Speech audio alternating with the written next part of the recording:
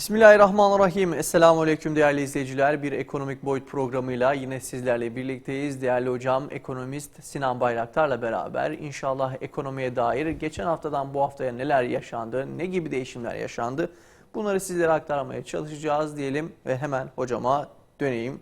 Hoş geldiniz hocam. Evet, hoş bulduk. Bizi izleyenlere hayırlı haftalar diliyoruz. Haftaya şeyle başladık malum.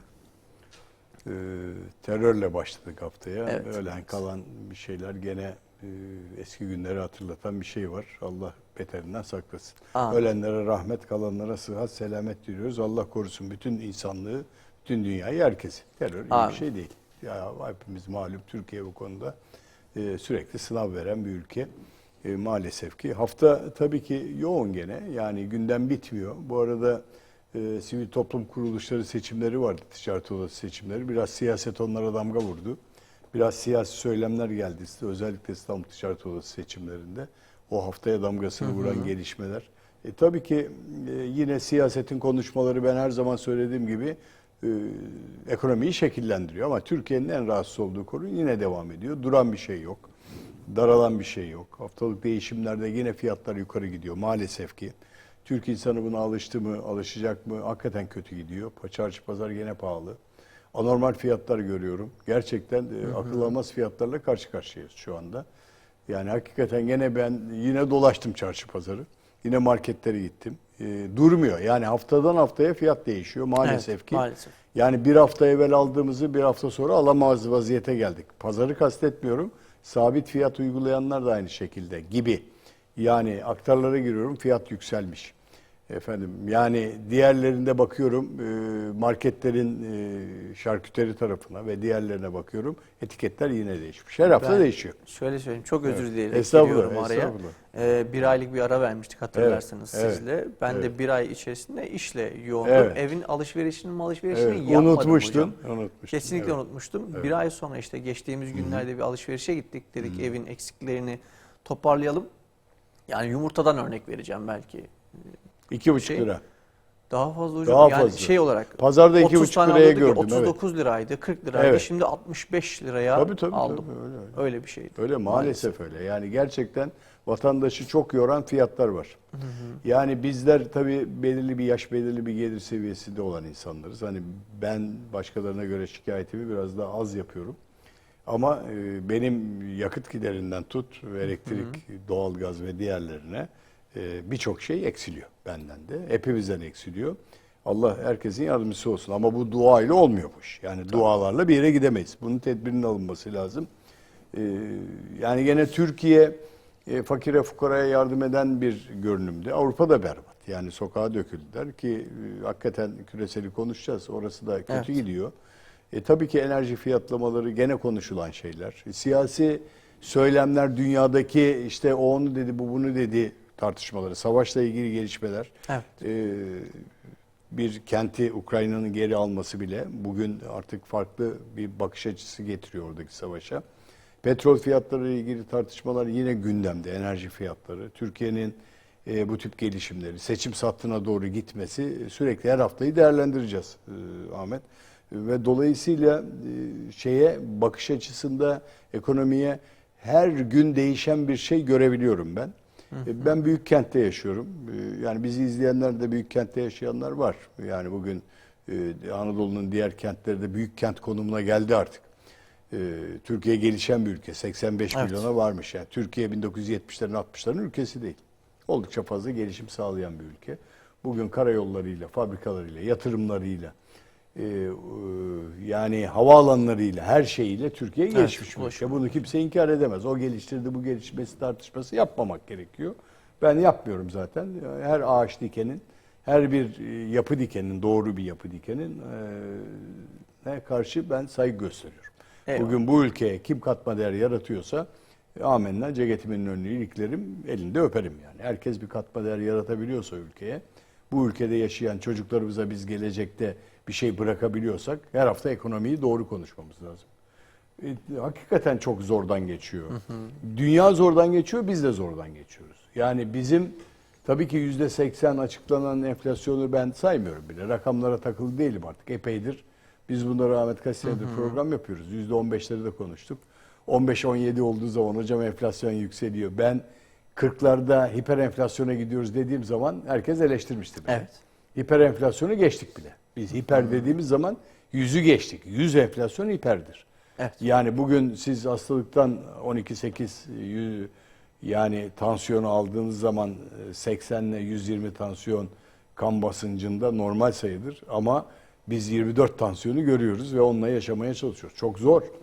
Bugün Kesinlikle. hakikaten gıdaya erişmekte ciddi şekilde zorlanıyor. İnsanların yaşam kalitesi bozuluyor. Bizi izleyenler kusura bakmasınlar. İnsanların yiyecek içeceğe tartışılmaya başlandı. Geçen gün İngiltere'de, geçen hafta bir haber okudum. İngiltere'de ücretsiz yemek alması alıyor. Bir bölüm İngiltere'de 1,5 milyon, 2 milyon kişi öğrenci ücretsiz yemek yer İngiltere'de öğlenleri. Daha fazla talepte bulunmaya başlamışlar. Yani bizim öğrencilerimiz de orta kesime de gelmiş, ziyaret etmiş, ortayı da aşmış. Bizim çocuklarımıza da ücretsiz verilsin diye yemek ki bugün çocuğun beslenmesi tartışılmaz. Çocuk kötü besleniyorsa okulda, o çocuk gıdayı alamıyorsa zihin çok açık çalışmaz. Bugün herkeste aynı sorun var. Evet. Yani annenin çantasına koyduğu ekmek arası peynirle o çocuk besleniyorsa, yemek yiyemiyorsa büyük sorun var demektir. Zihin gelişimi olmaz, vücut gelişimi olmaz. Türkiye bunları yaşamaya başladı. Bugün soframızda eksik olan bir şey, bizim gıdamız eksikse vücut gelişimi tamamlayamayız. Hadi bizden vazgeçeceğim. Çocuğa veremiyorsanız sütün kilosu belli, litresi belli, peynir belli. Veremiyorsanız çocuğa, yediremiyorsunuz ki Anadolu bu konuda biraz daha şanslı. Büyük kentlerde yediremiyorlar. Maalesef. Peki hocam, ülkemize baktığımızda evet enerji kaynaklarının fiyatlarının yüksek olması belki fiyat artışlarının yükselmesinde en büyük nedenlerden biri olabilir. Bir diğer en büyük neden döviz kurlarının bu kadar yüksek seyretmesi. Çünkü girdi maliyetlerimiz acayip derecede yüksek. Girdi maliyetleri yüksek olunca bu hemen hemen tüm sektöre yansıyor. Gıda sektörü de başta olmak üzere işte ambalajından tutun diğer sektörlere yansımakta. Son dönemlerde döviz kuru evet durağandı. Hala böyle çok fazla zıplayıp belki inmiyor aşağıya büyük oranda ama 18.50 18.60 dolar evet, öyle. ama yine de Euro bir da öyle. yükselişini sürdürüyor. Yani döviz kurları durur mu? Döviz kurları duracak mı? Döviz kuru iner mi? Nasıl inecek? Bu soruyu sormak istiyorum aslında. İşte bakarsanız. istihareye yatacağız gece. Bakacağız döviz kurları namazını kılacağız. Bakacağız döviz kurları durur mu durmaz mı? Şimdi o soru çok sorulmaya başlandığı için gündeme getirme zorunda kaldım. Döviz kurlarının hocam artar mı? Kısa vadede düşer mi? Şimdi ben normal kritere baktığım zaman bir takım verilerden hareket ederek bunun yorumunu yapmaya çalışıyorum. Bir, güçlü dolar seyri hala devam ediyor dünyada. Evet. Bu bizim kurlarımızı da etkiliyor. 18'lerde gidiyoruz, alıştık. Aynen bu tansiyon hesabı gibi. 15'leri bıraktık, 18'lere geldik, alıştık evet. ona. Bak, enteresan bir şekilde alıştık. Alışıyoruz yani rakam böyle algı yaratıyor sanki böyle geliyorsun o kura da alışıyorsun, buna da alışıyorsun. Kötü bir rakam. Yani ben 1,5'ları gören bir insan olarak veyahut işte 50 kuruşları gören, 1 liraları 1'e 1 doları gören bir insanım. 1 lira 1 dolar gibi, 1,20 evet. gibi gördüm. 1,40'ları gördüm. 1,40'ları 8 sene biz 2001-2008 arasında yaşadık. 1,40 1,60'tan gitti, durağan gitti. Şimdi 18,5'larda 18,60'larda gidiyor. Şimdi dönüyorum Merkez Bankası'nın ekonomik anketlerine bakıyorum. Ekonomik anketlerde yıl sonu kuru 19-20'lerde falan, 19 küsur.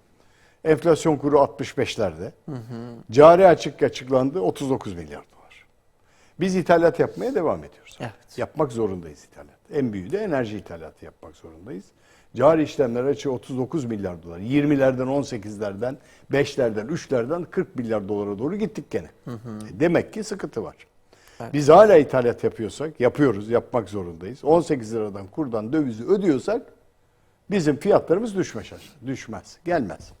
Şimdi neye bakacağım? Sorulan soru şu. Döviz kurları durur mu? Duracak mı? Stabil olur mu? Durgun olur mu? Durmaz. Bana göre gelmez. Bunlar biraz sübvansiyen değerlerdir. Kurlarla ilgili. Biraz durduran neydi? Kur korumalı mevduat hesabı Merkez Bankası milyonlarca lirayı ödeyecek Merkez Bankası fonunda. Evet. Dolayısıyla orada da bir zararımız var bizim. Bunlar yol, su, elektrik olarak yansıyacak bize. Durmayacağını ben iddia ediyorum. Döviz kurları şimdi stabil gidiyor. 1 aydır, 2 aydır böyle durgun gidiyor. Stabil İngilizcesi onun da durgun. Durgun gittiğine göre bir patlak verecek bir noktaya doğru gidiyoruz sanki. Geçen gün birisi sordu. Hocam 15 liraya düşer mi? Düşmez. 3 lira aşağı gelmez. 3 lira aşağı gelmesi için bu ülkeye 75 milyar dolar para girmesi lazım. Var mı öyle bir para? Ufukta yok. Göremiyorum 75 milyar dolar. 5 milyar dolar girmeyle de düşmüyor. Merkez Bankası 3-5 milyar dolar para sattı, rezervleri azalttı. Boşu boşuna. Evet. Düşüremediler. Dolayısıyla döviz kurlarının düşme ihtimali zayıf. Durur mu? Biraz durgun gider. Yıl sonuna kadar gider. Yıl sonundan sonra alınan tedbirlerle bir takım bilanço kapama tedbirleriyle alınacak. Bankalar belki açık pozisyon kapatacaklar. Gene yükselme eğilimine girecektir. Bana göre öyle. Yani döviz kurları durur mu sorusunun cevabı hayır bende. Biraz yerinde sayar, ondan sonra atak yapar. Biz hocam döviz kurlarına yatırım yapalım da para kazanır mıyız? Bunun cevabı da hayır. Evet. Bak açık söyleyeyim. Yani buradan beklentilerle ben çok para kazanırım diyorsanız yanılıyorsunuz. Bu beklentilerle insanlar enflasyonla baş edemez. Enflasyonla baş etmenin yolu alım satımınızı dengeli yapabilmektir. Evet. Yaşamsal değerlerinizi dengeli yapabilmektir. Stoklarınızı doğru kullanmanız lazım. Vücut gibi bu. Bugün şeye gidin, spora çıkın. Karnınız açsa vücut yağ yakmaz, korur. Korur sizi. Yani der ki bu adam yemek yemedi bu insan. Ben yağları yakmayayım. Bu fazla efor sarf ediyor, tutar. Beyinle mide arasındaki koordinasyon. Bugün cebinizle beyniniz arasındaki koordinasyon gibi. Evet. Ceple beyin arasında koordine edeceksin. Hangi harcamayı yapayım? Hangi değerlere gideyim? Hangi müsrifliği yapayım? Enflasyon ne kazandırır? Ya bugün çay kahve fiyatından bahsetmeye başlıyoruz. Etkiliyor. Evet. Dönüyorsunuz. Bakın söyleneni söylüyorum. Ben bugün sanayi işletmeleriyle beraberim. Her gün onlarla iç içeyim. Hocam yeni liste geldi döviz kurları listesinden. Yeni fiyatlamalar geldi. Biz yeni malı bundan alacağız. Şimdi bu adam dönüyor fiyatına zam. Ona bir şey yok. Ona bir sıkıntı yok. Yani tuzu kuru mu diyeceğim değil. O mevcut aldığının fiyatı üzerine yansıtıp rafa kadar getiriyor onu. Raftan gider mi mal? Şu anda gidiyor. Bak tartıştık. Resesyon var mı Türkiye'de? Yok. Devam ediyor. Alışveriş temposu düşük değil. E-ticaret kanalında ve diğer tarafta devam ediyor. İlginç bir şekilde devam ediyor. Yani bunu yorumlamakta bazen güçlük çekiyorum. Bunun da yorumunu şöyle yapıyorum. Enflasyonist etkiyle, enflasyonun getirdiği etkiyle nasılsa kurlar artacak. Ben dövize dayalı bir şeyi alayım param varken koyayım kenara. Dursun, bozulmayacak malsa erkenden alayım hareketi var Türkiye'de. Evet. Bugün ayakkabı alacaksanız yarın o fiyata gittiğinizde çocuğa gideceğiniz ayakkabı bugün 700-800 liraysa yarın 1500 lira alacağınız kesin. Öyle mi? Doğrudur. Ben o zaman gideyim bir çift ayakkabı alayım, biraz büyük alayım çocuk seneye giysin diyen zihniyet çoğaldı. Enflasyon bunu yapar. Şöyle bir şey var hocam. Özür dileyerek giriyorum tekrardan araya. Diyelim ki asgari ücrete zam gelecek. Evet. 7,5 lira seviyelerinde Evet. olacak. Evet. Şu an 5500 dolarlarında seyrediyor. Yani ben bu telefonu alırken bugün alırsam bu telefonu Evet. 5 liradan alacağım. Evet. Asgari ücretimin tamamı gitmiş Tamamı olacak. gitmiş olacak. Ama ben bugün aldığımda ve bunu ya da taksite böldürdüğümde asgari ücret 7,5 lira seviyelerine çıkınca 2000-2500 lira kârdayım gözüyle bakacağım. Görüyorum. Evet. Yani bu olacak yani taksitten. Şimdi harcayayım diyeceksin o zaman. Evet, o taksidi harcayayım öderim diyeceksin. Beklenti var Evet. çünkü asgari ücret harcayacak. Bu defa Asgari harcama. ücretli işini koruyabilecek mi? İşte o da problem. İşte orada problem var. Bugün taksitle yapan alışverişlerde, taksitle yaptığınız alışverişlerde iş endişesi var. Evet. Gayet doğaldır bu iş endişesi. Yarın öbür gün benim sana ücretim, senin bana ücretin yüksek geliyor, maliyetin yüksek gelmeye başladı. Arkadaşım müsaade et, şu kadar da tazminatım var, yollarımızı ayrılalım diyen, o maliyetten kurtulmaya çalışan birçok iş adamı var. İş adamları tek başına işletmeleri götürebilecekler mi? Hayır. İşçiye ihtiyacı var, çalışmaya ihtiyacı var. Minimumda mümkün olduğu kadar işi kaybetmeyecek adam, işe sahip çıkacak adamla çalışmayı tercih ediyorlar minimumda. Maksimuma bakmıyor. Ben fazla adamla döneyim diye bakmıyor. Şimdi resesyon geldiği zaman eğer alışveriş durursa buraya vurur. İşsizliğe vurur. Evet. İlginç bir tarafta. Avrupa'da, Amerika'da vurdu. Şimdi bir tarafa doğru baktığınız zaman o zaman enflasyonu yiyor mu Türkiye? Evet, enflasyonu yiyor. Enflasyonist etkileri yiyor şu anda.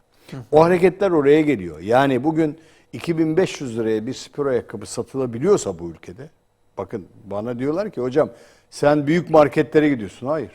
Küçük marketlere de bakıyorum. Küçüğüne de gidiyorum. Yani bugün o indirim marketlerine de gidiyorum. Oradaki alışverişi de görüyorum. Bakıyorum fiyatlarda sanki böyle bir algı ve alışkanlık yapılmış. Ben alayım da bugün bunu. Ekmeği alıp da koyup 10 tane koyamazsınız kenara. Ekmek Evet. tartışması yapılıyor biliyorsun. Alayım atayım kenara. Şimdi Türk halkı enflasyondan korumaya çalışıyor kendini. Bitecek mi? Hayır. Bitmez. Yani enflasyonist etki Türkiye'de bitmez. %5'e düşer düşmez falan tartışmaları yapıyor. Bu ülke %5'i gördü. %5'i gören bir ülkenin insanıyım ben. Gördüm %5'i. Evet. Tamam mı enflasyonda? Hocam şaka gibi konuşuyorsunuz. 22 yaşındaki çocuk yeni doğmuştu. Evet. Öyle mi? Enflasyonu bilmez o çocuk. %5'i de bilmez. Onun babası bilir, onun annesi bilir. %5'i gördü. Bak söylüyorum 2001-2008 arası açın internette kurlar var. 1.40'tan yaşayan bir ülke. Enflasyonu %5 ile %10 arasında dönen bir ülke. Ne oldu da oldu? Ülke yatırım büyümeye gidince harcama kalemleri arttı. Evet. Biraz müsrif kullanıp geldi devlette. Biraz kamu harcamalarında biraz değil epey bir artış oldu. Problem çıktı. Şimdi orada tabii siz eğer yatırım yapıyorsanız döviz kurları durur mu diye sorusunun cevabını veremezsiniz. Yatırım yaparsanız mala ihtiyacınız var. Yatırım yaptığınızda girdi yapmanız lazım. Harcama yapmanız gerekiyor. Harcama yaparken de ithalat yapmanız gerekiyor. Bak çok açık söylüyorum. Türkiye ithalatçı bir ülke hala. Hala kendi katma değerini Ham yaratamıyor. maddeye ihtiyacı İhtiyacı olan var. ülke. Boyayı alacaksınız, çeliği alacaksınız, bir şeyi alacaksınız. Evet. Peki hocam bazen diyorlar ya işte geri gelir mi, döviz kurları geriye düşsün gibilerinden.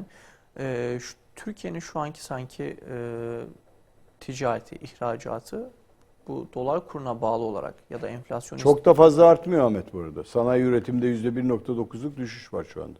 Çok da fazla artmıyor ihracat. 209 milyara çıktık ama frenlenmeye başladı. ben de onu Düşüyor. demek istiyorum. Hani Düşüyor. dolar kuru yükseldi misalen. Yok o kurdan gelen bir ihracat ara artışı böyle var. bir furya bir başladı Yok. yurt dışına doğru Tabii. ama bugün bunu düşürdüklerinde ve enflasyonun bu kadar yüksek olan bir ülkede yani daha önceden bu 5 liraydı şu an 20 lira. Evet.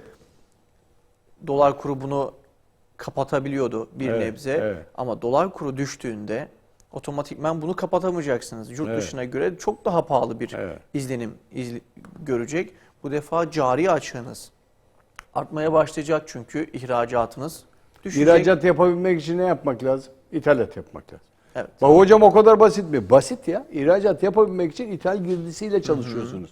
Enerjinizin büyük bir bölümü ithal. Nasıl ithal? Doğalgaza para ödüyorsunuz. Öyle mi? Doğalgaz kullanıyorsunuz imalat yapabilmek için. İhracat yapacaksınız. Aldığınız ham madde ve katma değeri yüksek olan ürünlerde de ithalat yapmak zorundasınız. İthalatın ben %80'lik bölümünü buraya kullanıyorsam, enerji dahil olmak üzere üretimde kullanıyorsam ben bunu, o zaman ben gene ithalat yapmaya devam edeceğim demektir. İhracat yapabilmek için. Öyle mi? O zaman dönüyorum diyorum ki bizim ihracat yapmamızda önemli olan kriter şu. Biz katma değerli mal ihraç etmemiz lazım. Tekstil katma değerli mal gibi görünüyor ancak tekstil ihracatına yükseğiz. Makine katma değerli mal gibi görünüyor mu? Hayır cevabı veriyorum. Hala paslanmaz çelik yapamayan bir ülkeden bahsediyorum ben. Evet. Dolayısıyla siz ithalat yapmak zorunda kalıyorsunuz. Mecbursunuz buna. Katma değeri yüksek ürün çünkü yapacağınız. İşte ham maddeden örnek veriyorum size. Dolaylı mamulden örnek veriyorum. Mamul hale gelirken bir sürü girdileri var. Bunun en büyüğü enerji.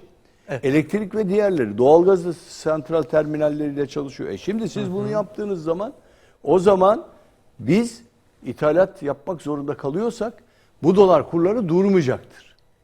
Durmayacağına göre benim maliyetim sürekli yükselecek ve enflasyonist etki çok daha fazla olacaktır enflasyon etkisi.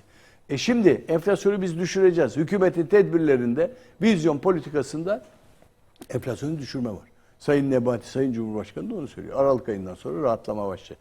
Kurlar durur. Kurları durdururlar. Kaynak sokarlar içeriye. Yeni bir kur politikası, yeni bir ekonomik politika koyarlar. Kolay değil.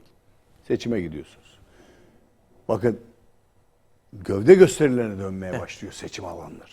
Büyük bir harcama çıkacak. Partilere kamu harcama şeyi vereceksiniz. Harcama paralarını vereceksiniz partiler Pay kanununa ayıracaklar göre. belli bir. Para ayıracaksınız, vereceksiniz. Onlar parayı harcamayacak mı? Flamalara verecekler. Reklama reklamlara verecekler, medyaya verecekler. O medyaya çıkacak olan para nakit girdisiyle çıkmayacak mı? Çıkacak. Çıktığı zaman dönmeyecek mi alışverişe? Evet. O reklam yapan, filamayı yapan, reklamı veren kişinin altyapısında bir sürü ham madde ve ihtiyaç var. Onların hepsi harcamaya girmeyecek mi? Evet. Al sana durmayan enflasyon gelir. Doğru. Yani bugün parayı kısmanız lazım. Benim cüzdanımdaki parayı alın cebimden, ben harcama yapamam. Kredi kartlarını çekin, alın. Ben mağazaya gitmem, mevcutta iktifa eder, yeterli şekilde dururum. Doğalgazı kısarım. Battaniye alırım sırtıma. Tamam mı? Sadece temel ihtiyaçlarımı görürüm. Temel ihtiyaçlarımla ben dönerim. Dönmeye çalışırım. Ben mağazaya gitmem. Ben alışveriş yapmam. Ekmek alırım sadece. Eyvallah. Ekmek, su, onu kullanırım. Yani onun dışında bir şey yok. O zaman ne oluyor? O zaman da onlar mal satamaz, raftan mal gitmez. Bugün bakın lüks tüketim malı. Lüks tüketim malına girdi birçoğu. Alma. Bisküvit yemezsen ölmezsin. Ama peynire ihtiyacım var, süte ihtiyacım var. Ben onun için hep bu ekranlarda şunu söyledim. Stratejik ürünlerdeki fiyat denetiminin devlette olması lazım. Yani bugün buğdayı, eti, sütün denetimini sübvansiyon. Devlet sübvansiyon yapmıyor mu? Yapıyor. İşte emekliye zam yapacak, gıda yardımı yapacak, maaşlara doğal gaz yardımı yapacak. Bir taraftan veriyor devlet. Verdikçe istiyor bu tarafta. Ver bana para, ben geçinemiyorum diyor. Bakın İngiltere'de maaşlara zam yaptılar. Yapmak zorundalar. %2, 3, 5.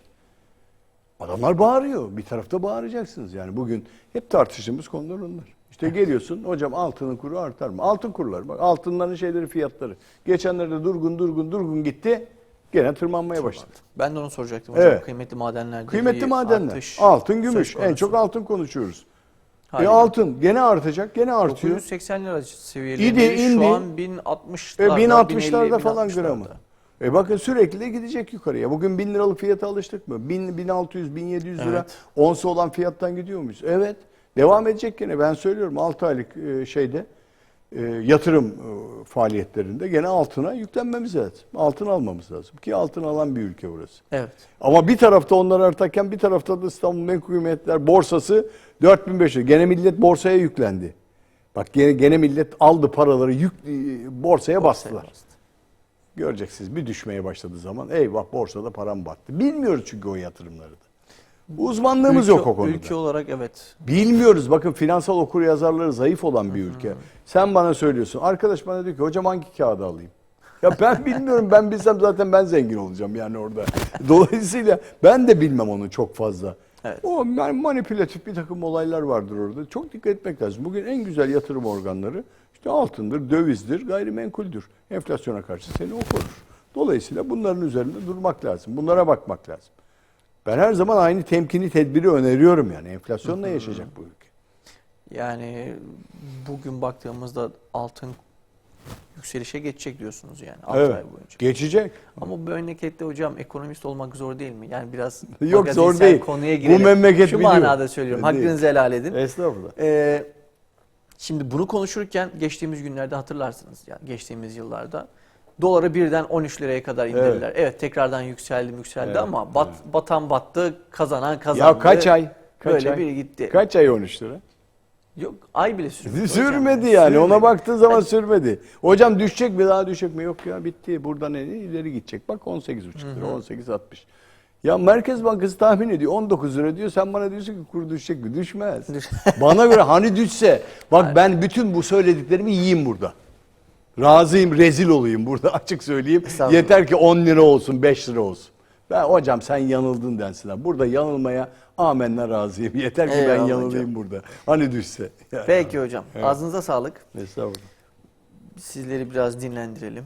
Araya gidelim efendim. Evet değerli izleyiciler, kısa bir aranın akabinde birlikteliğimiz devam edecek.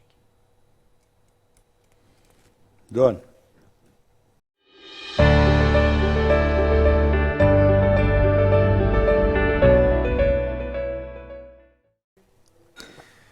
Evet değerli izleyiciler, kaldığımız yerden devam ediyoruz. İlk bölümde haftalık değişimler, döviz kurları ve kıymetli madenlerdeki artışları konuştuk değerli hocam. Sinan Bayraktar'la beraber bu bölümde küreselle bakacağız daha doğrusu ilk etapta.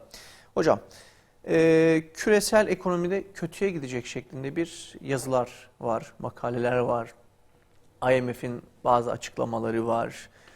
Küresele de hakikaten baktığımızda enflasyonun yükselmesi, Avrupa'daki hani ekonomik olarak en güçlü dediğimiz ülkelerde insanların sokağa çıkmaları, kısıtlamalara gitmeleri gibi durumlar söz konusu.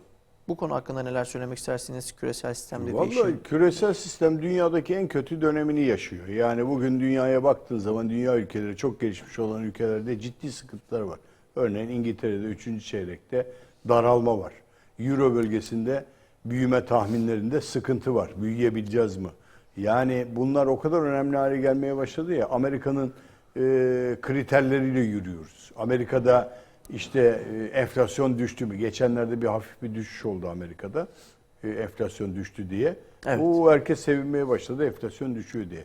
Ya bir taraf, ben hep söylüyorum, o taraf hapşırınca biz nezle oluyoruz. Çünkü para piyasalarının büyük tarafı güçlü ekonomiler. Güçlü ekonomi dünyadaki üretim yapanlar ve dünyayı elinde tutan, parayı elinde tutan Evet. değerler. Bugün Amerika Birleşik Devletleri'ne bakıyorsunuz, dünyanın en büyük şirketleri orada. İşte Microsoft'undan tut, Elon Musk'ına kadar. Evet. Yani diğer firmalara kadar, Google'una kadar, diğer şeylere kadar hepsi Amerika'dan çıkıyor. Dolayısıyla Amerika bu konuda en fazla hakem kesen ülke ve oradaki sıkıntı da bu tarafa doğru geliyor. Şimdi küresel sistemde büyük bir sıkıntı var. Bakın, küçük bir savaş çıktı. Ukrayna Savaşı öyle büyük bir savaş değil. Dünya alt üst oldu. Evet. Boyaları döküldü dünyanın. Çok açık söylüyorum. Boyaları döküldü. Biz dahil herkesin boyaları döküldü. Ya İsveç, Finlandiya yıllarca ben NATO'ya girmem, ben demokratik ülkeyim, silah paktında işim yok diyen ülke NATO'ya müracaat etti acilen. Evet. Gittiler. Ya ne oldu size? Milli geliriniz çok yüksekti. Ne oldu? Neden korkuyorsunuz? Ötleri koptu. NATO'ya girmem acilen, bir de üstelik görüyorsunuz. Dünyada Evet. küresel sistemde, çünkü şunu gördüler. Ben ısınamayacağım. Ben yiyemeyeceğim, içemeyeceğim. Ben petrol alamayacağım. Sıkıntı var. Ben birileriyle beraber gireyim onların evine. Onlarla beraber birliktelik yapalım. Rusya dengeleri değiştiriyor. Rusya küçük bir ülke değil ki. Evet. Rusya'yı kalkıp da küçümserseniz siz basit bir ülke konumu koyamazsınız. Bugün dünya Avrupa'daki doğal gaz ihracında Rusya çok önemli bir ülke. Bakın biraz kısıtlamaya girdi, biraz sıkıntıya girdi. Avrupa resesyon konuşmaya başladı, durgunluk konuşmaya başladı. Nitekim enerjide ciddi maliyetler var Avrupa'da. Avrupalı çok rahatsız. Yani oh olsun iyi olsun anlamında söylemiyorum. Yani bir taraf baktığı zaman ya küresel sistemde yıllardır süründürüyorsunuz insanları. Ama bugün bak sıkıntı çekiyorsunuz. Boyalarınız döküldü. Evet. Avrupa Birliği'ne giden arkadaşlar bilir. Yani bugün eleştirisel sisteme geldiğim zaman birçok şeyi orada eleştirmeye başladım ben. Sağlık sistemleri döküldü. Hakikaten döküldü. Boyaları döküldü sağlık sisteminde birçok ülkenin. Yani ben Türkiye iyiydi falan kıyaslaması yapmıyorum. Bizde de kötüdür ama onların boyaları döküldü. Yani gördüğümüz o büyük devler bir anda o işte baş edemez duruma geldiler. Çok ilginç. Bugün enflasyonla baş edemez duruma. Alışık değiller. Alışık olmadıkları bir sistem geliyor. Bak IMF'in dünkü raporunda şu var. Dünya ekonomisi önümüzdeki günlerde, önümüzdeki dönemlerde daha da kötüye gidecek diyor. Baş ekonomistleri sürekli bu raporu veriyorlar IMF'ten.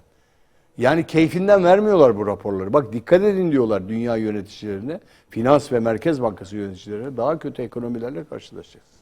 Daha fazla açlıkla karşılaşacaksınız. Bu ne demek biliyor musun? Bir sürü insan hareketi demektir bu ileriye dönük olarak. Bugün iklim konuşuluyor. Bakın Türkiye dahil olmak üzere bütün Avrupa yağışsız, Kasım ayı bitiyor. Aralık ayına geldik, kış yok. Evet, avantaj kış olmaması, doğalgaz yakması konusunda avantaj. Biraz sıcak gidiyoruz, fazla yakmıyoruz. Ancak iklimsel dezavantaj var. Bugün tarlayı süremez vaziyete geliyor dünya. Gıdasal. Küresel sistemde ciddi rahatsızlık var. Evet. Pandemiyle gelen rahatsızlık bugün dünyayı artık mikrobik açıdan da çok kuşatmış durumda. Yeni yeni mikroplar konuşuluyor. Ve dolayısıyla biz burada ekonomiyi konuşurken bunları konuşmak zorunda kalıyoruz. Ben yıllardır aynı şeyi söylüyorum. Yani bugün dünyadaki nüfus artışı en büyük problemlerin başında geliyor. Bakın Rusya'daki tahıl krizi nereye vurdu? Geldi o fakir ülkelere, buğday bulamıyor, ekmek alamıyor. Ben Nijeryalı dedi ki bana, ya şu içtiğiniz suyun kıymetini bilin dedi. Şu suyu içiyorsunuz, kıymetini bilin dedi. Bugün onu hala tasavvur eden, düşünen bir toplum değiliz biz. Kullandığımız suyun hala yolları, caddeleri hala sularla ıslatan bir toplumuz. Bak yarın öbür gün Muhtaç olacağız. Şimdi küresel sistemde daha çabuk tedbir alıyorlar, daha bilinçliler. Daha dikkatli gidiyorlar. Çünkü eğitimleri çok farklı. Hemen kriz karşısında anında disiplinleri var ve tedbir almaya giriyorlar. Bugün onlar o krizi atlatırlar. 1945'lerde 2. Dünya Savaşı yaşadılar. Biz savaş yaşamadık. Biz bilmiyoruz bunları. Bizim toplumun 20 senedir, 30 senedir arkasına yaslanmış. Yani kusura bakma, yediği önünde yemediği arkasında bir toplum Evet. bu. Şimdi dolayısıyla sıkıntıya geliyor, sıkıntı kilitleniyor. Bugün Avrupa'ya gittiğiniz zaman Avrupalı fişi çekiyor. Vanayı kapatıyor. Arabanın kontağını kapatıyor, bisiklete biniyor. Şimdi küresel sistemdeki sıkıntı buralara yansıyacak. Nereye yansıyacak? İhracata yansıyacak. İhracata yansımaya başladığı zaman ne olacak? Mal almayacak sizden. Çünkü diyor ki raftan mal gitmiyor. Bakın sanayi üretimi 1.9 azalma var Türkiye'de. Evet. 1.9 gerileme. Yani tüketim gaz veriyor, sanayi gaz kesiyor. Enteresan bir şekilde bir döngü yaşanıyor. Dünyada da böyle. Sanayi üretimi düşüyor. O PMI verileri vardır. PMI verileri dediğimiz yabancı bir tabirdir. Satın almacıların verileridir o. Ne kadar satın alma fazla yapılıyor, yapılmıyor. İstatistik bir şeydir o. Düşmeye başladı son dönemde. PMI verilerinde çok ciddi düşüklük ve terslik var. Ve dolayısıyla bütün bunların hepsi sanayi kesimine yansıyınca ihracata ve geçim şartlarına doğru gidiyor Ahmet. Hepsi birbirine bağlı. Peki hocam, diğer konuya gelecek olursak fiyat artışları durur mu? Harika bir soru. Yani Fiyat artışları durur mu? Ben dönüyorum vatandaşa. Anket yapalım. Hocam fiyatlar kimse durur. inanmaz hocam. İnanır bu mı? saatten. Hayır tabii. Mümkün değil. Yani hocam fiyatlar duracak mı, düşecek mi? Pirincin, zeytinin, peynirin falan. Ya bir pirincin kilosu 50 lira olur mu Ahmet? Maalesef. 50 lira ya. Pirinç tüketecek insanlar ya. Ya buğdayın bir falan vazgeç. Hadi ekmek tüketecek. Pirinç ya. Bakliyatın fiyatı. 30 liraya kuru fasulye, 25 liraya mercimek, bilmem nereye atıyorum bu fiyatları ama bundan aşağıda 8 değil. lira dolaylarında değil mi İdi. hocam? 5-6 lira. Bir de soğanın fiyatı artıyor. Ne yiyecek insanlar? Çok zor. Burada bak geçen hafta Yunanistan ana temel fiyatlarda bir şey koydu Yunanistan. 9-10 milyon kişilik bir ülke orası. Fiyatlar artmayacak dedi. Arttıramazsınız, zam yapamazsınız dedi. Liberal ekonomi, Avrupa Birliği ülkesi. Biz niye yapmıyoruz, yapamıyoruz? Önüne gelen liste. Her gün bir kağıt sallıyorlar elinde firmalara. Yeni listemiz geldi abi. Hocam yeni listemiz geldi. Yeni haftaya Yüklenin. gelecek olan maldan yenisini alacaksın. Şimdi alıyor adam etiket makinesini eline. En çok para kazanan etiketçiler, Etiketçiler. ambalajcılar şimdi. Alıyor etiket makinesini, sürekli etiketliyor. Fiyatlar durur mu? İnanıyor musunuz? Mümkün değil. Durmayacaktır. Peki nereye gideceğiz? İşte en büyük sorun orada. O fiyatlar durmadığı zaman, millet alamadığı zaman farklı şeyler gelecek. Biz bunları 1980-90 yaşadık. Sokağa döküldü insanlar. Allah muhafaza etsin. Bakın küçük bir terör konuştuğum zaman huzurumuz bozuluyor. Evet. Küçük bir fiyat tartışması koyduğum zaman huzurumuz bozuluyor. Tabii ki devleti yönetenlerin işi zor. Çok zor. Kolay değil. Cumhurbaşkanı dolaşıyor, ülke ülke geziyor bir takım toplantılarda. Hem siyasi istikrarınızı koruyacaksınız, hem ülkeler arası istikrarınızı koruyacaksınız, hem fiyatları koruyacak. Çok zor. Bugün maliye idarecisi olmak istemem yani. Maliye Bakanı ol deseler olmam. En zor görev. Hani sağlık zamanında Sağlık Bakanı ol dediğin zaman olmam derdim. Şimdi maliye Evet. hakikaten zor. En zor konuştuğumuz konu. Şimdi bana soruyor hocam bunların fiyatı ne olacak? Evde eşim soruyor. Dışarıda arkadaş eş dost sürüyor. Ekonomi biliyorsun, anlatıyorsun, ahkam kesiyorsun. Hadi hocam ne olacak halimiz? Ben her hafta birkaç firma, birkaç 50, 60, 100 kişiyle beraberim. Her hafta farklı insanlarla beraberim. Her hafta hocam ekonomi anlatıyorsunuz. Hadi bakalım. Ekonomistler çözsün bu işi. Yani Çözemezsiniz. Çünkü genel anlamda eğer bütçenizi düzenlerken sizin girdilerinizin değeri uygun değilse, girdilerinizin değeri bir katma değer yaratacak değer değilse siz ekonominizde idare edemezsiniz. Bütçenizi idare edemezsiniz. Yani girdileriniz çok, çıktılarınız farklı, aradaki denge uygun değilse Ahmet mümkün değil. Maaşınız 500 lira. evet. Girdileriniz 700 lira masraflarınız. 200 lira açıktasınız. Ne yaparsınız? Fonlama yapmak zorundasınız. Dışarıdan kredi alacaksınız. Eşten dosttan para borç alacaksınız. Ödenir mi? Ödenmez. Ve bütün bu sıkıntılar geliyor. Doğal olarak da nereye yansıyor? Fiyat artışları.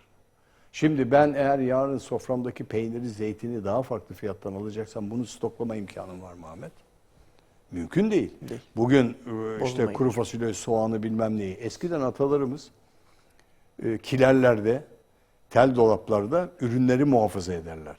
Evet. Ki nüfus o zaman bir evde yaşayanın nüfusu daha fazlaydı tüketim. Ama dengeli tüketim vardı. Onlar buzdolabı yokken ürünü muhafaza etmeyi öğrenmişlerdi. Bugün bu toplum onu bilmiyor.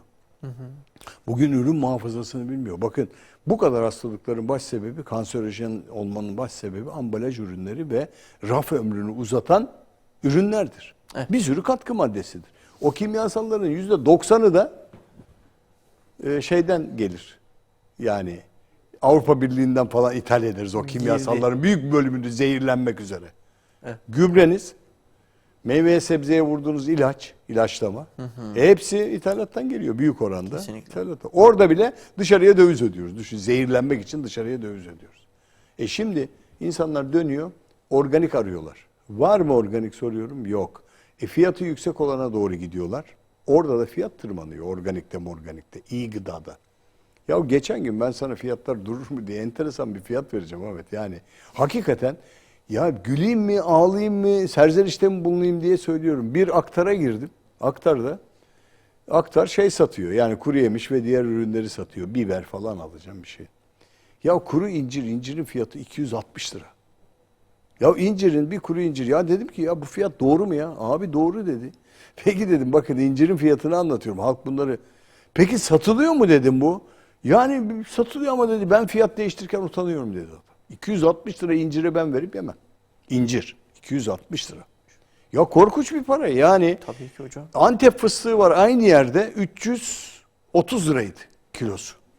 Ya ben yemezsem ölmem. Kimse yemezse ölmez. Onu kimse yemezse ölmez. Evet. Ya acil bir gıda değil. Ama böyle bir fiyat oraya yansıyor. Adam şimdi satıcı adam bana diyor ki ben ne yapayım diyor. Şimdi abi diyor aldığımı tekrar yerine koyma imkanım yok. Almayacağım ve koymayacağım diyor. Şimdi bu ne demektir biliyor musun? Almayacağım, koymayacağım, satamayacağım.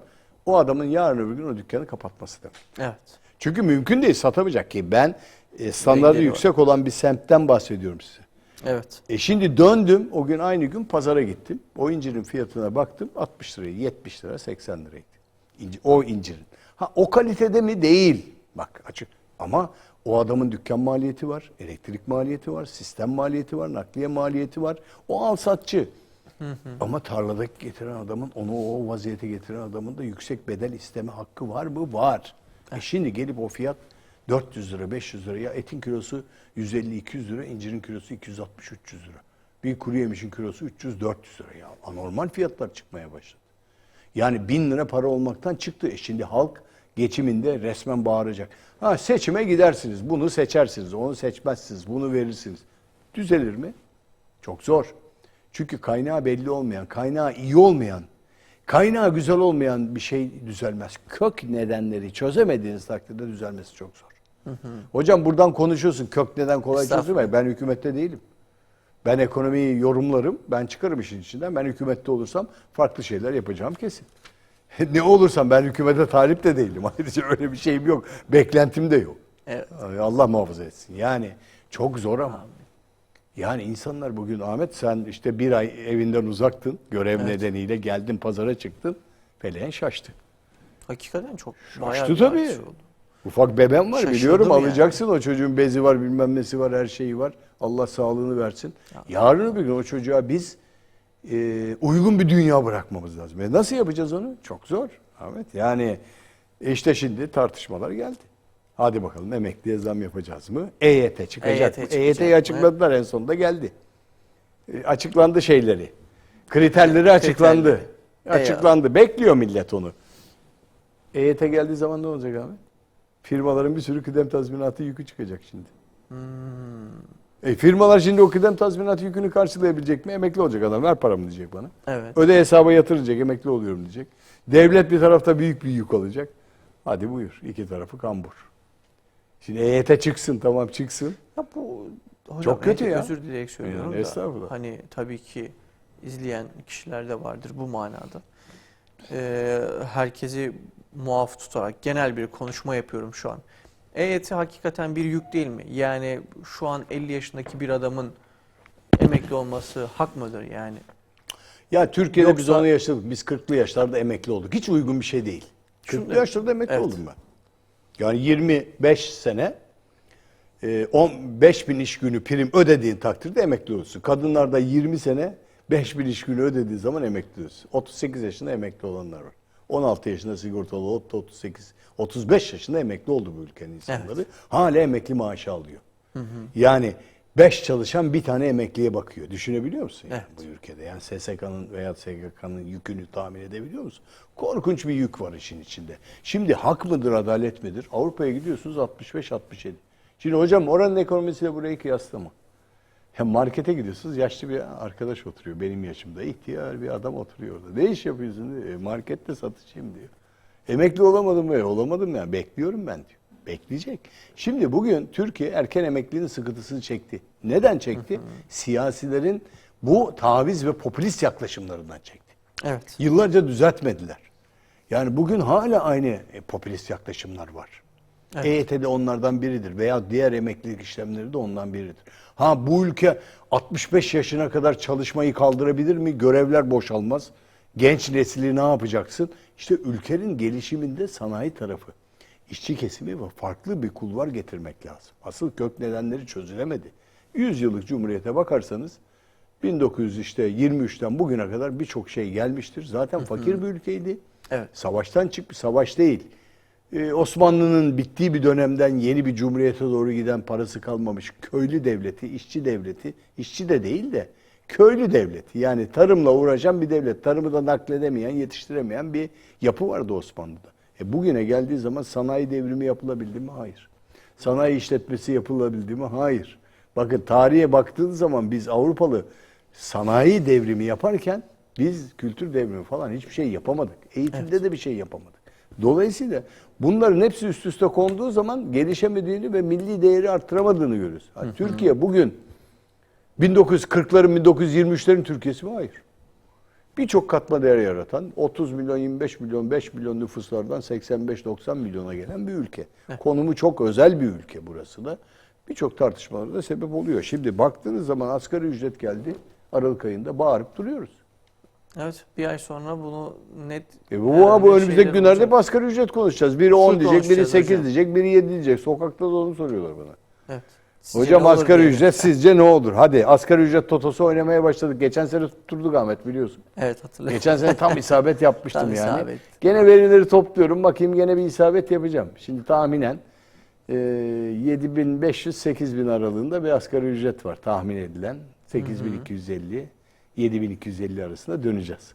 Böyle. Geçen sene tutturdum onu. Evet. Güzel tahmin ettik. Bu sene de tahminlere başladım şimdi. Asgari ücret toto. Evet. Şimdi asgari ücrete %50 en az. Enflasyonun %80 konuşulduğu, Merkez Bankası'nın %60-65 tahmin yapabildiği bir yerde en az %50. Kaç lira asgari ücret? 5.500 lira. Koyun 2.500 lira, 7.000-8.000 lirayı bulacak mı? Basit hesap yapıyoruz. Bulacak. İşletmelerin maliyeti %50 artacak mı? Artacak. Bağıracak mı adam şimdi? Evet. İşletmenin sahibi gelecek diyecek ki dey devlet. Devlet büyüklerim ben batıyorum bana çare. Evet. 50 kişi çalıştırmak zorunda değilim 30'a indirdim. Bir koyundan 5 post çıkaracağım. Ona gelecek olay. Evet. Gelmek zorunda. Ben iş adamlarıyla konuşuyorum. Laylaylomdan vazgeçtiler. Sanayi üretimi onun için düşmeye başladı. Hele de ihracat yapamazsa, hele de satış yapamazsa, hele de bir yüksek fiyatlarda bak çok güzel bir program değil bizim söylediğimiz. Hakikaten ekonomi konuşmak çok güzel değil, çok keyifli değil, çok zor iş. Hocam karamsar oluyoruz. Hele de bizim ülkemizde. Yani olacağız başka çaremiz yok. Ne yapacağım ben şimdi? Kalkıp da insanlara pembe ufuklar anlatacak. Siyasetçi yapar onu. Neler siyasetçi çıktığı zaman medya korkmayın ya. Her şey düzelecek harika. Ben yapacağım, ben halledeceğim. Bilmez. Çarşı pazarı bilmez. Hakikaten bilmiyor çarşı pazarı siyasetçi. Evet. Bilmiyor. Bugün milletvekili arkadaşlarıyla konuşuyorum bazen denk geliyorum. Gerçekten bilmiyorlar Ahmet. Ya hocam nesi var? Hiçbir şey yok. İşte ben fiyatları söyledim demin. Evet. Senin cebine giren değerle öbür adamın cebine giren değer bir değil. Değil. Ben halk taraftarlığı yapmak için burada değilim. Yani onu da ya sakın hani birilerini eleştirmek adına da konuşmuyorum bunları. Evet, izleyenler biliyor. Benim yıllardır burada konuşuyorum ben. Yıllardır ben halkın içinden biriyim. Halkla beraberim. Ben senim, sen bensin. Yani bir şey fark etmiyor. Benim cüzdanımda biraz senden farklı. Ben harcamayı ben yemesem de olur ama sen yemek zorunda. Senin çocuğun beslenmek zorunda. Evet. Biz onu konuşuyoruz. Yani bugün sistemi idare ederken tedbir, temkin ve dikkatle gitmemiz lazım. Ben hep neyi eleştirdim? Kamu harcamalarını eleştirdim. Belediye harcamalarını eleştirdim. Ya bu kadar paralar verilmez bir yere. Bunları bir yere saklayacaksınız. Ama bunları saklamak değil, bunları doğru kullanmak lazım. Ben hiçbir şey yapmayayım, şehri güzelleştirmeyeyim belediye olarak. Asgari ücreti arttırmayayım. Yok öyle ya ama. Türkiye asgari ücreti arttıracak, o insan geçinemez. Bazen bazı şeylerde duyumlar alıyorum ya da bazılarından duyumlar alıyorum. Asgari ücrete zam yapmasınlar ya diyorlar. Asgari ücrete zam yaptıklarında diğer tüm ürünlere zam geliyor, daha çok sıkışıyoruz gibi Ya hissediyoruz. aslında var ya yani. zam olmasın, asgari ücret de artmasın, emeklinin maaşı da artmasın. Evet. Zamlar aşağı gelsin. Dursun, ben razıyım. Herkes razı ona. Evet. Ya Herkes ona razı. Yani şu an Zam onu yapılmasın. söylüyorlar hocam. Ya yapılmasın zam. Ürünlere zam yapılmasın, benim maaşımı da arttırma arkadaş. Adam onu söylüyor. Hakikaten sıkıldık. Bunalmaya başladı insanlar ya, geçinemiyor. 5.000 lira emekli maaşıyla geçinebilir misin Ahmet? Mümkün mü? Aynen. Aylık 1.000 lira doğalgaz ücreti gelecek şimdi. Evet. Bir kombi yakan insanlar 1000 küsür lira, elektrik 300-400 lira ortalama gelmeye başladı. Bakın 1000-1500 lira. Telefonu saymıyorum. 100-150 lira da telefona ödediğinizi düşünün. Yani ortalama gitti, maaşınız gitti. Kira verdiğinizi hesap etmiyorum. Eviniz sizin olsa. Hadi emekli bir ev aldı diyelim ki. Kirada Alabildiyse. oturan alabildiyse. Karı koca çalışmıyorsa yandı zaten. Tabii. Bugün yüksek ücret. 50.000 lira ücret alan adam var. 50.000 lira ücret 25.000 liraya düştü bugün, biliyor musun? Ne demek enflasyon %100 olduğu zaman? Senin 50.000 liralık ücretin 25.000 liraya düştü. 25.000 liranın satın gücüne geldin. 50.000 liralık ücret diyor ki bana yetmiyor diyor. Onu ben duyuyorum, yetmiyor diyor. Çünkü 50.000 liralık adamın harcaması 50.000 liraya göreydi. O lüksünden vazgeçemiyor. Arabasından vazgeçemiyor, ayakkabısından vazgeçemiyor, sisteminden, okulundan, çocuğundan vazgeçemiyor. Anlatabilir misin? Evimizdeki bütün teknik ve donanım, teknolojik aletleri kaldıralım. Telefonunuzu da kaldıralım. Eski numaratörlü telefona dönelim Ahmet. Şeyli, tuşlu. Toplum kabul edecek mi? Etmeyecek. Hiçbiri kabul. Hele bu kuşak hiç kabul etmez. Evet. Etmez. Diyor ki bana bir şey var. Onun için de şey artıyor. Yani sistem içinde dolandırma artıyor. Bilmem ne artıyor falan. Kötü şeyler. Umarım ki dualarımızla inşallah iyiye gidiyoruz. Bizi dinleyenler affetsinler bazen. Bazen böyle serzenişte bulunuyoruz her kesime doğru. Ama insanlar geçimde zorlanıyorlar. O serzenişi biraz düzeltmemiz gerekiyor. Benim her zaman söylediğim şey, devlet stratejik ürünleri eline almalı. Evet. Fiyatlarını durdurmalı, kontrolü ve satışını kendisi yapmalı. Bana sorarsan o. Kesin. Diğer ürünleri yapsınlar. Stratejik ürün dediğimiz zaman bakliyattır, gazdır. Sayın Cumhurbaşkanı ve Sayın Maliye Bakanı, Evet. Sayın Enerji Bakanı da geçen gün dedi ki biz elektriğin %20'sini %20'sini alıyoruz, %80'ini sübvanse ediyoruz. %80'ini de bizden alsalar ne olacak? Çünkü %30 zam yapıyor. Korkuyorum şimdi Eyvallah. gelecek onlara zam. Yani herhalde temennimiz, bazılarının beklentileri de şu olabilir hocam. Doğalgaz beklentileri. Bildiğiniz üzere Karadeniz'de doğalgazın çıkması. Ya işte işleteceğiz demeleri. tamam, şimdi Nasrettin Hoca şeyleri koymuş. Koyunlar buradan geçecek, telleri.